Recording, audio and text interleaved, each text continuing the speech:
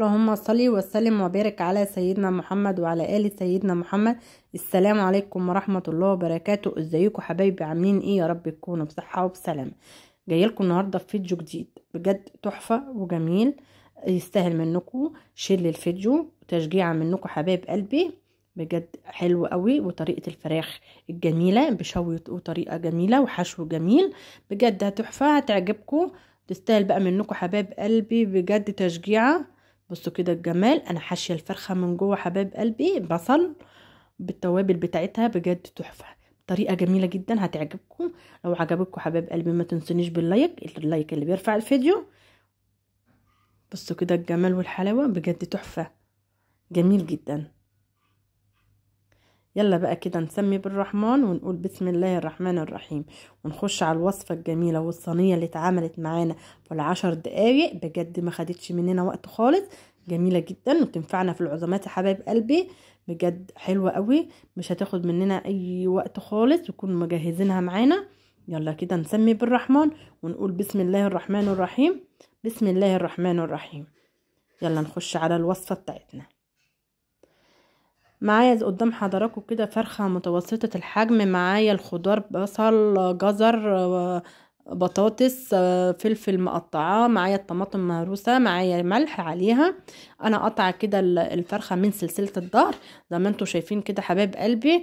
التوابل بتاعتنا فلفل اسمر بابريكا توابل مشكلة قرفة كمون كزبرة، بس كده. انا مقطعه بقى مخرطه بصل كده زي ما انتم شايفين، رشه من الفلفل، رشه من الملح، ورشه من الشطه، والشطه حسب الرغبه. انا فاصله الجلد عن اللحم بتاع الفرخه حبايب قلبي. هننزل بالخضار ده وهوريكم بقى شويه البصل اللي انا مقطعاهم في جنب دول هنعمل بيهم ايه مع بعض. قدام حضراتكم كده انا بوزع الخضار كله في الصينيه قبل ما احط بقى الطماطم ديت. هجيب التوابل بتاعتنا الجميله ديت، هننزل كده على الطماطم وهنقلبها لغايه اما التوابل تختفي زي ما انتم شايفين كده حبايب قلبي.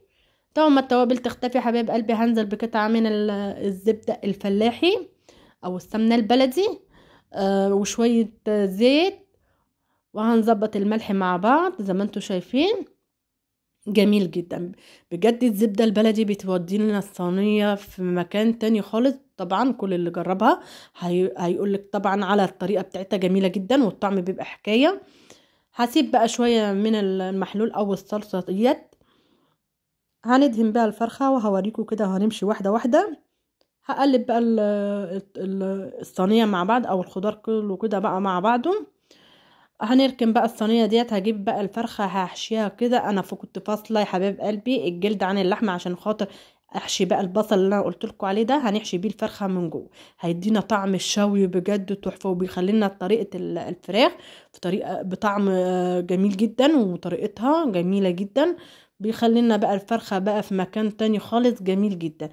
هجيب بقى الصلصه ديت، هنقوم دهنين الفرخه من فوق كده من عند الجلد كده، هنشبعها خالص عشان تاخد بقى من طعم التوابل دي، بتدينا طعم جميل جدا. هقوم قلبها بقى من بطن الفرخة كده، طبعا لازم بقى عشان تبقى طعمها جميل جدا. هخلصها واقوم حطها على وش الصينية حبايب قلبي، وفي التوقيت ده حبايب قلبي كنت مولعة الفرن على 180 درجة، هتستوي الفرخة بتاعتنا او صينية البطاطس ديت تستوي من تحت، وهنرفعها على النار. بس هو قبل ما هدخلها حباب قلبي ورق زبدة حباب قلبي زي ما انتم شايفين. بصوا شكل الصينية قبل ما تخش الفرن جميلة جدا.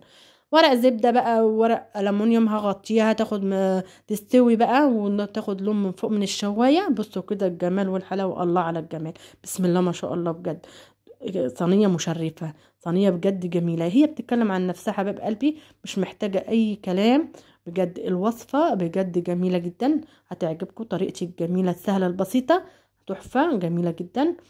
تستاهل منكم حباب قلبي لايكات، واللايك اللي بيرفع الفيديو، وتشجعوني حباب قلبي. المشاهدات نازلة اليومين دول، بجد شجعوني نشجع بعضنا، وكل سنة وانتم طيبين. جميلة جدا هتنفعنا في العزومات يا حباب قلبي، بجد صينية مشرفة بجد جميلة جدا، حاجة كده فاخر من الآخر. كل اللي هيدوق حبيب قلبي هيقولك تسلم ايدك يا ست الكل. والسلام عليكم ورحمة الله وبركاته، في حفظ الله.